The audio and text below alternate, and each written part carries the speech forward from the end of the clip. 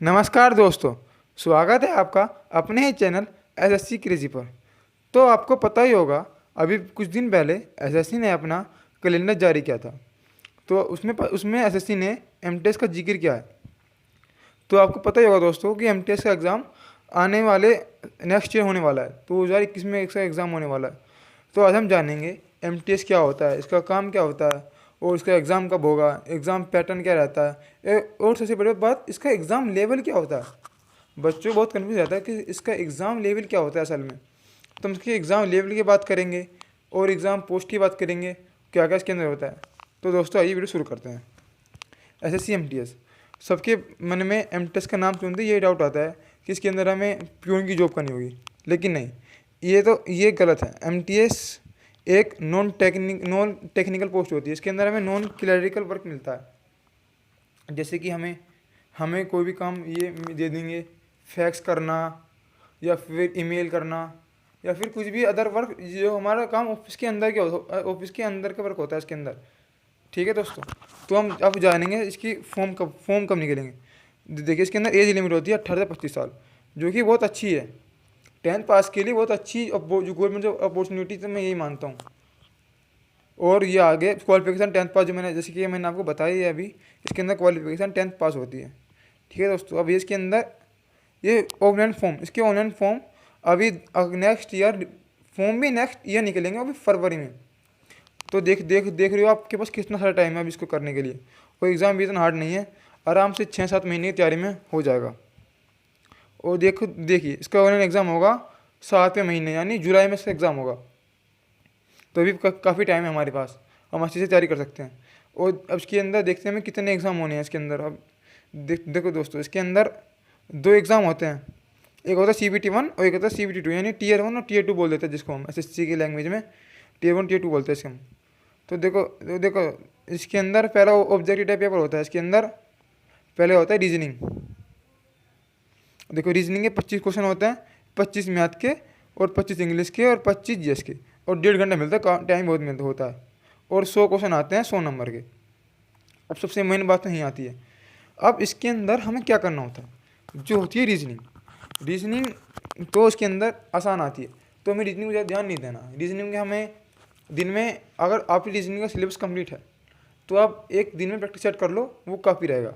और आपको syllabus complete नहीं है तो आप 15-20 दिन में सिलेबस कंप्लीट कर लो, फिर एक प्रैक्टिस दिन में करते रहना। तो रीजनिंग का तो सिंपल है, हो जाएगा। मैथ, इसके अंदर क्वांट आती है, केवल क्वांट आती है, क्वांट। और इसके अंदर एडवांस नहीं आती।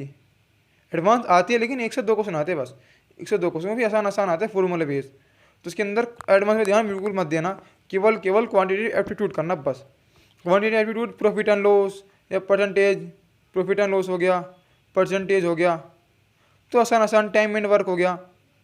2 से 3 क्वेश्चन टाइम एंड वर्क के आते हैं। बहुत आसान सिंपल, बिल्कुल सिंपल मैथ आती है, सिंपल मैथ, एकदम बेसिक वाली मैथ आती है। आराम से जिसे 10th क्लास का बच्चा आराम से कर लेता है, जिसने 10th क्लास कर ली तो मैथ आराम कर ही लेगा, बहुत आसान आती है मैथ आती है। अब बात आती है जीएस की और इंग्लिश की। इसके अंदर ये दोनों चीज़ मेन होती है, और बच्चे यहीं भी कॉम्पिटिशन यूज़ कर जाते हैं, यहीं भी मतलब बच्चे मार खा जाते हैं। तो ये भाई इंग्लिश के इसके अंदर मॉड्यूल पहले करती है, और जीएस इंग्लिश, इसमें ना इंग्लिश सब में ही एसएससी में 3 पार्ट में डिवाइड होती है।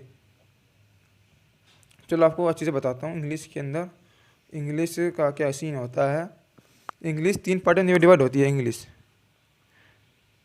है ना। इंग्लिश हो गया हमारा, पहले होगा रीडिंग सेक्शन, फिर हो गया हमारा वोकैब, फिर हो गया हमारा ग्रामर सेक्शन। ठीक है, रीडिंग सेक्शन में तो आते हैं हमारे क्लोज टेस्ट, और जी हमारा पैसेज, और हमारे स्पेलिंग इम्प्रूवमेंट हो गए, और आगे हमारा वो PQRS।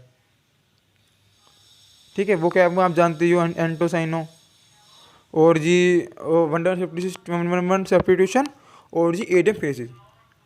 और ग्रामर में आप जानते हो पार्ट्स ऑफ स्पीच, और जी आर्टिकल और टेंस, डिटरमिनेंट्स क्या, वो तो हम वर्ब में पढ़ लेते हैं।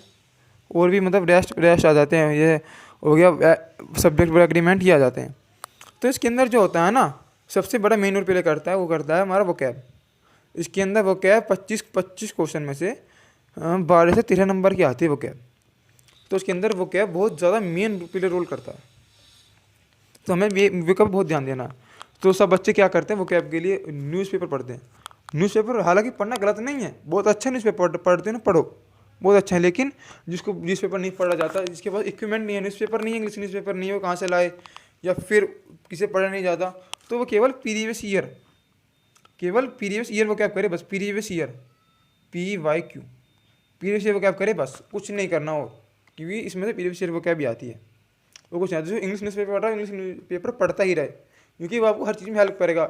मैथ में हेल्प करेगा सबसे ज़्यादा, क्योंकि मैथ में कोई क्वेश्चन बड़ा आ गया इंग्लिश में और हमें समझ में नहीं आता, वो जो इंग्लिश न्यूज़पेपर पढ़ रहा है उसको एक बार पढ़ के तुरंत समझ में आ जाता है। तो हमें इंग्लिश न्यूज़पेपर पढ़ने चाहिए, ये तो अच्छी बात होती है, तो वैसे ही पढ़ने चाहिए। लेकिन अगर वो नहीं पढ़ सकता, जिसके पास नहीं है, कोई बाहर बहुत दूर गांव में रह रहा है, उसके पास नहीं इंग्लिश न्यूज़पेपर का भी इंतजाम हो पाता, तो वो अपना प्रीवियस वोकैब कर ले। और रीडिंग सेक्शन भी कुछ ऐसा नहीं होता, रोज़ एक वो लगा लेना, वो रोज़ एक क्लोज टेस्ट की प्रैक्टिस कर ले या फिर रीडिंग सेक्शन की प्रैक्टिस कर ले, तो वो भी बहुत इनफ है, मोर देन इनफ है। टाइम बहुत है मेरे पास। और ये बात ग्रामर के लिए आपको एक बुक रिकमेंड करूँगा, वो लिया ना, बहुत अच्छी रहेगी बुक वो। अब आते हैं GS पे। GS जो कि मतलब 25 क्वेश्चन आते हैं, ये भी मतलब आराम से अगर बच्चा 15-16 क्वेश्चन कर ले तो बहुत हो जाते हैं, ठीक है ना। तो मतलब बहुत अच्छा मेन रोल प्ले करती है GS। इतनी हार्ड भी नहीं होती GS, बच्चे मानते हैं कितनी हार्ड होती है, इतना सारा पढ़ना पड़ता है कि इसके SSC के अंदर लिमिट है, लिमिटेड सिलेबस है सब चीज़, कोई अनलिमिटेड नहीं है। बोलते हैं कि ये सागर है, नहाना वहाना, मतलब कुछ ही नहीं है, सब लिमिटेड। अब इसके अंदर हिस्ट्री आती है, जो देख लेते हैं हम। इसके अंदर हिस्ट्री आती है, पॉलिटी आती है, ज्योग्राफी आती है, इकोनॉमिक्स आती है ना। और इसके अंदर हमारी स्ट्रेटेजी क्या आती है, सबसे इम्पोर्टेंट करंट अफेयर। ये तो आपको 4 महीने पढ़ने, यानी मार्च से लेकर आपको जून तक पढ़ने हैं।